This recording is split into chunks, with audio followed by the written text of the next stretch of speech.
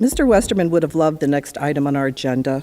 In knowing him, he loved witnessing the work of our students and how our community takes pride in them. This evening, we have speakers, the winners of the Breakfast Optimist Club of Ann Arbor. Thank you, James. As leaders in our community, many of us board members wear many hats, and this year I've had the privilege of serving as the chair of the Ann Arbor Breakfast Optimist Club Oratorical Committee. The Breakfast Optimist Club of Ann Arbor has been serving area youth since 1957. The Optimist International is one of the world's largest service organizations, and our purpose is to bring the best for kids by bringing out the best in kids. So the Breakfast Optimist Club has had a few programs focusing on youth, including recognizing outstanding youth at Pathways Academic Campus for Success.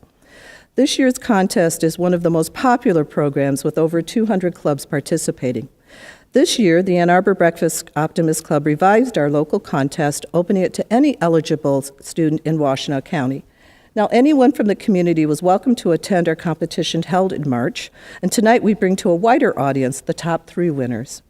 In addition to boosting a student's confidence and speaking skills, the contest brings the opportunity of earning up to $2,200,000 in scholarship money. And we had many students inquire about the contest, but due to scheduling and possibly the rigor of the contest, we had 9 students compete. And due to the heroic effort of speech coach Amber Berryman at Ypsi Community Schools, half of our participants were from Ypsilanti. Now, surprisingly, most of the contest's total participants were young men. But 2 young women, both from Ann Arbor Public Schools, including Carly Messer and our youngest participant, Miss Adita Kandiha of Angel Elementary.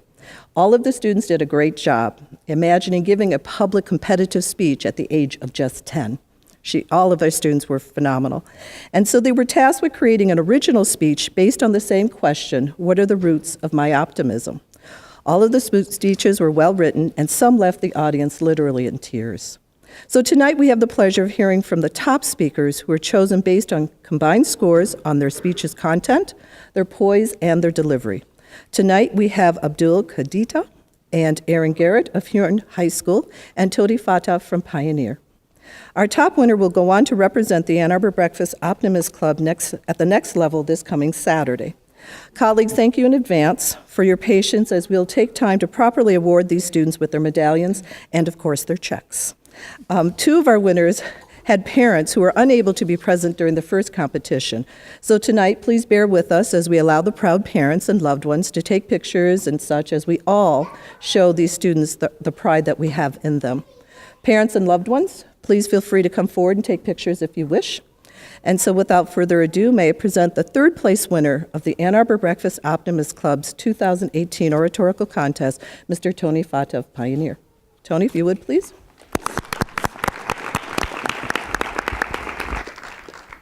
My roots of optimism. My roots of optimism begin with the greatest country on earth, and that is the United States of America, for equality, education, positivity, peace, love, and justice for all people.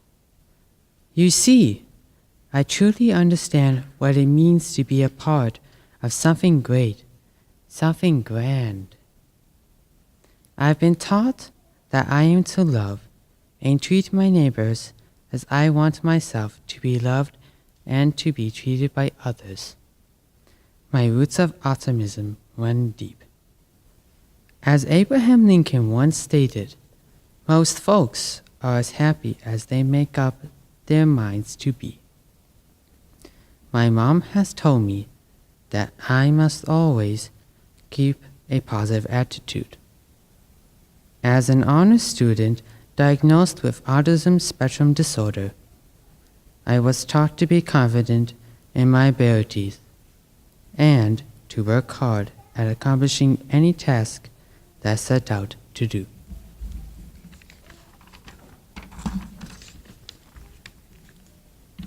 A study published in the Journal of Social Psychology in Britain, the researchers provided proof that people who perform daily acts of kindness feel more personal satisfaction and happiness. An act of kindness as simple as holding the door open for someone was entering the building or helping an elderly person to bag or hold the groceries can make that person's day. Now, before my roots of optimism became a speech topic, I was the proud recipient of the Spark Award. My kind and loving professional educator, Miss Audrey Hoggle, nominated me. The Spark Award is for students who show random acts of kindness and who go over and above the call of duty of basic assistance. And yeah, that's me. It's just who I am. I want to see everyone happy and everyone together.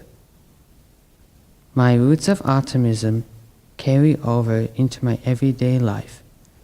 I am an ambitious and kind person. My attitude has been positive through my entire 17 years of life.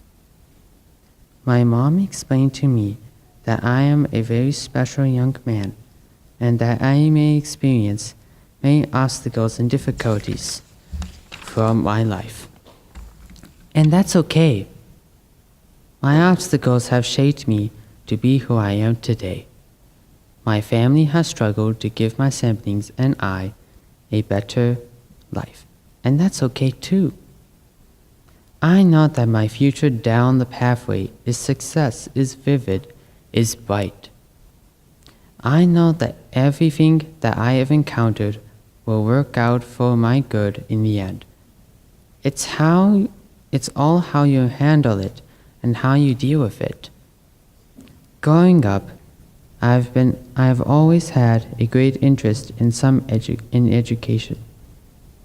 I learned very early that when one displays negativity, it's my duty to show positivity, and that strengthens them up immediately.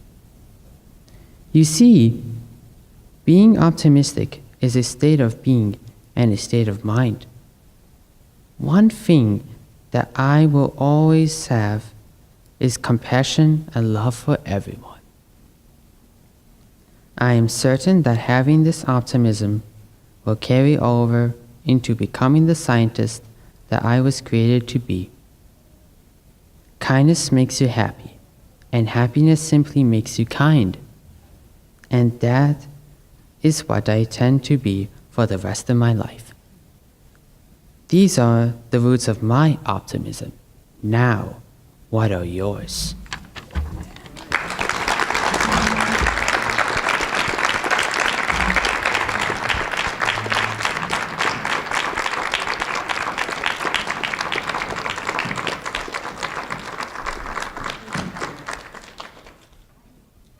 Thank you, Tony.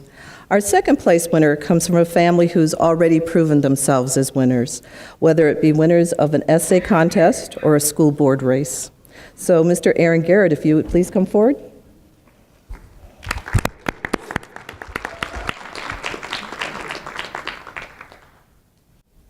What are the roots of my optimism? Such a tough question to ask a kid like myself. Have you ever marveled at the beauty of a sunflower? The way its rough stem stands tall and turns its vibrant yellow and delicate petals toward the sun? If you have ever grown them, you know that too much water can cause them to fail. But I wonder, have any of you tried to uproot a plant? Did it survive? Before you moved it, did you study the soil it was in and where you might have a more successful outcome? Well, I am that sunflower, uprooted in the middle of the night during a season of rain. When I was 2, my world turned upside down. My sister and I were plucked from the only family we had ever known, and almost instantly we had to learn to adapt to new situations and, unfortunately, more trauma. Portions of our roots had been completely ripped away, and our color began to dim. We were assessed over and over again by social workers, doctors, and psychiatrists, all who wanted to know just how damaged we were. Will we ever be reunited with our birth family? No. The ground is too boggy, and chances of survival are 0. Should we be separated? No. Chances for regeneration of our roots were much higher if less trauma occurred. So what now, you ask? Adoption. Our chances of survival and vitality were higher if we were planted in soil that was just right for our needs.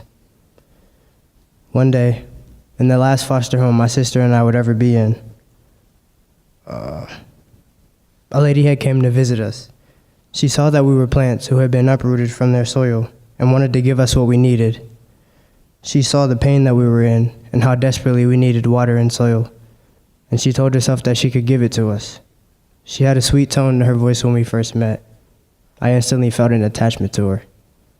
She was extremely nice and caring, along with loving, and she shared her happiness with us, and I hated when she had to leave at the end of our visits. But it was then that I knew where my roots of optimism would lie. But what are the roots of my optimism? This time I asked myself. The ones that were ripped from soggy land and forced in the sand? Is it hope for a sunny day after months of rain and shade, or the beginning of spring after a long Michigan winter? With my past, most people have already given up on me, and they will have a front row seat to my success. They will see that the roots of my optimism are extending from the love that I have received from my new family, the drive and the adrenaline that rises from those who have given up on me and believed the lie that they told themselves, which was that I would never make it in this world. The fact that 2 little kids were given up on by their own mother, cast aside for something that won't be worth half the value in the matter of days, but fortunately we were given a second chance, a chance to prove to that person as well as ourselves that we're not meant to be those children from 13 years ago. We are sunflowers waiting to blossom, children born in a pit who were given the resources through agape love to ascend to the top. The thought that we are God's creations and God set out a plan for us that cannot be broken, and any barrier that stands in our way will be broken down, no matter how strong. I have come a long way from where I was 13 years ago. Looking back, I probably wouldn't have been one of those people that had given up on myself too. But I realized that if I had done that, I wouldn't be here in front of you all today. Only God knows where I would be. But as long as I live and have my support team, I cannot, shall not, and will not give up. And all of that, my friends, are the roots of my optimism.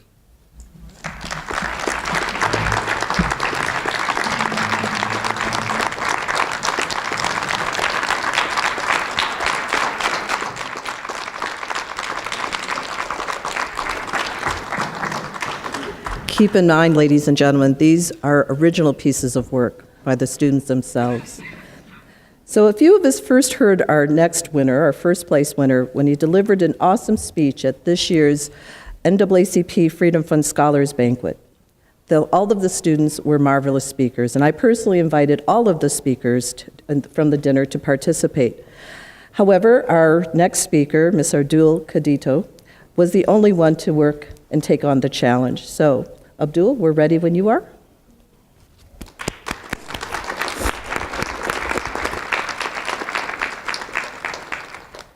Where are my roots of optimism? At about the age of 12, almost everything I did was a flashing signal of my failure then. I believed I had failed to succeed in school and almost everything I wanted to achieve. I'd failed to achieve above a 70% in any class. I'd failed to demonstrate a strength in any skill. I'd failed to achieve what I termed a good grade. I failed to believe that I was intelligent, capable of anything, and not worthless. Failure is my root of optimism. We've all faced difficulties. We've learned from them, we've grown from them, and the fact that we're here demonstrates a strength in us. Life will have its cruelty. At times, things will appear to be wrong, and inevitably, at a point in our lives, we will have felt like failures. But it's how we choose to respond to these situations that makes the best of us. It's what these situations do to us that demonstrates their true value. It's how you choose to respond to failure that truly defines whether you have won or lost the battle. I realized that I had limited myself to a success defined by a system that doesn't predict or choose my future. I realized that I had limited myself, that I realized that the philosophical way I felt and thought about the world was manifested by me. I had the option to define my successes and failures.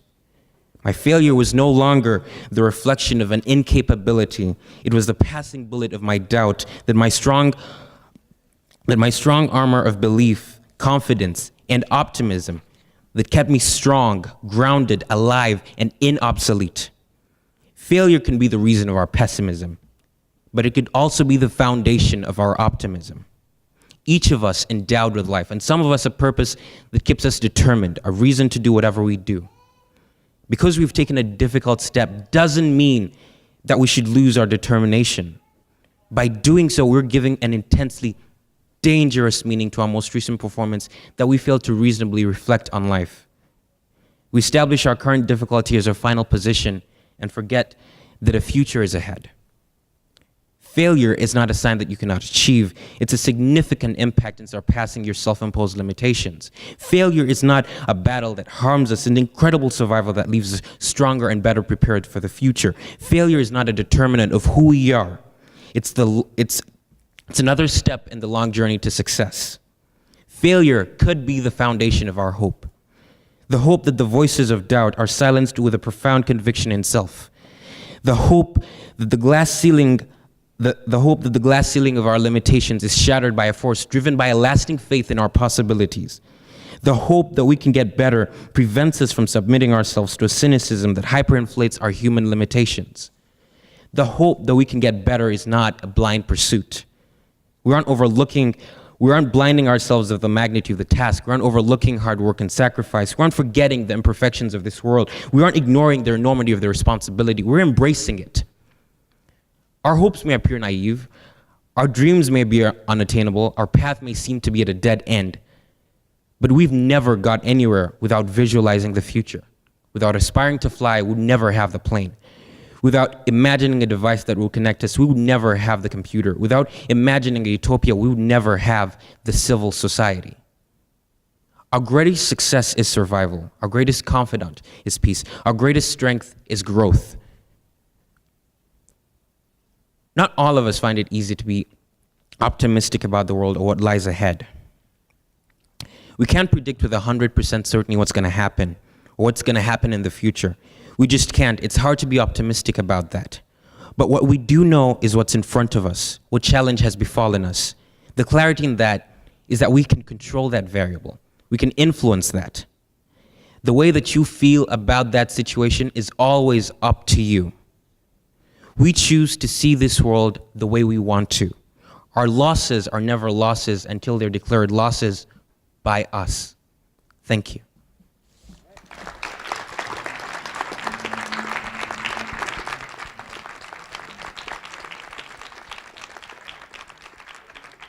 Weren't these speeches compelling?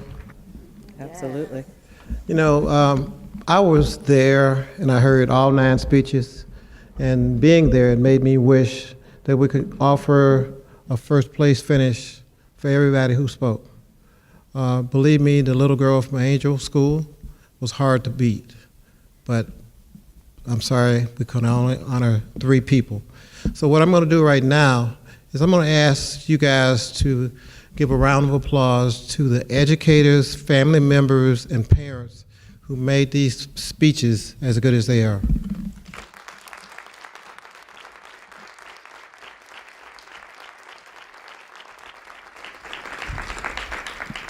Secondly, I want you to know that since I've been an Optimist Club member, this year's competition was the best ever, and that was primarily due to the hard work and dedication of the acting board chair, Ms. Susan Baskett. So if you could please give her a round of applause. So I'm going to ask you guys to come forward as I give you your medallions, starting with the 3rd place finisher, Tony.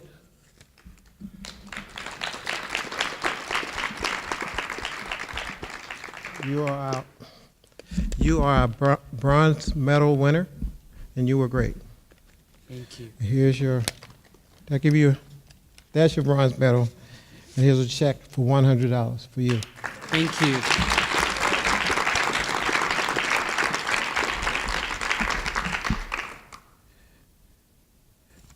Second place winner, Aaron.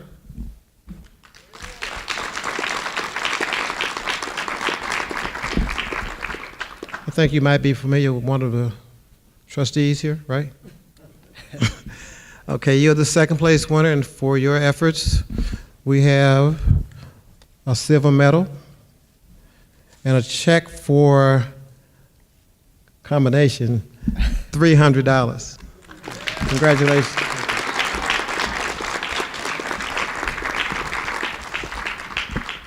And our winner, our gold medal winner, Mr. Abdul, would you please come forward?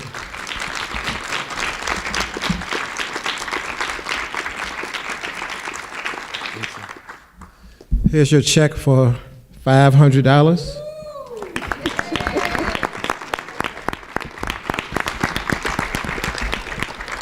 And before I take my seat, I'd like to make one prediction.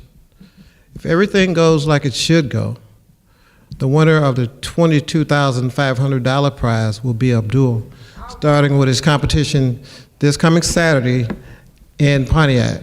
And all of you are invited to attend. Thank you so much.